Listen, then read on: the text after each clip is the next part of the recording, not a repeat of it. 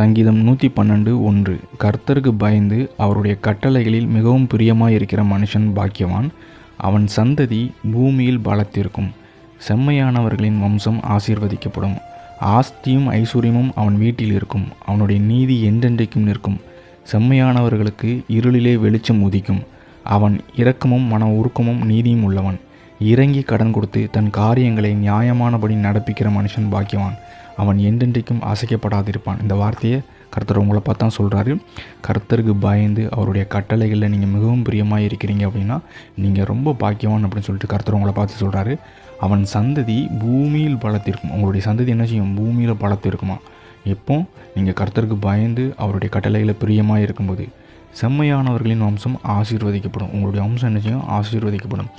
ஆஸ்தியும் ஐஸ்வர்யமும் அவன் வீட்டில் இருக்கும். உங்களுடைய வீட்டில் ஆஸ்தியும் ஐஸ்வர்யமும் எப்போவுமே இருக்குமா?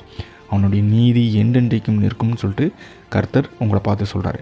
செம்மையானவர்களுக்கு இருளிலே வெளிச்சம் உதிக்கும். உங்களுடைய வெளிச்சம் என்ன செய்யும்? இருளில், மரண இருளிலே அந்த வெளிச்சம் உங்களுக்கு உதிக்கும் அப்படின்னு சொல்லிட்டு கர்த்தர் உங்களை பார்த்து சொல்கிறார். அவன் இரக்கமும் மன உருக்கமும் நீதியும் உள்ளவன் அப்படின்னு சொல்லிட்டு உங்களை பார்த்து கர்த்தர் சொல்கிறார். இறங்கி கடன் கொடுத்து நியாயமானபடி நடக்கிற மனுஷன் பாக்கியவான். அவன் என்றென்றைக்கும் அசைக்கப்படாது இருப்பான் அப்படின்னு சொல்லிட்டு கர்த்தர் உங்களை பார்த்தான்னு சொல்கிறார். இரக்கமும் இறங்கி கடன் கொடுத்து நீங்கள் மற்றவங்களுக்கு உதவி பண்ணுறீங்க அப்படின்னா உங்களுடைய நியாயம் நிச்சயம் என்றென்றைக்கும் நிலைநிற்கும். நீங்கள் என்றென்றைக்கும் அசைக்கப்படாது இருப்பீங்க அப்படின்னு சொல்லிட்டு கர்த்தர் உங்களை பார்த்து சொல்கிறாரு. நம்பினீங்கன்னா ஆமேன்னு சொல்லுங்கள். ஆமேன்.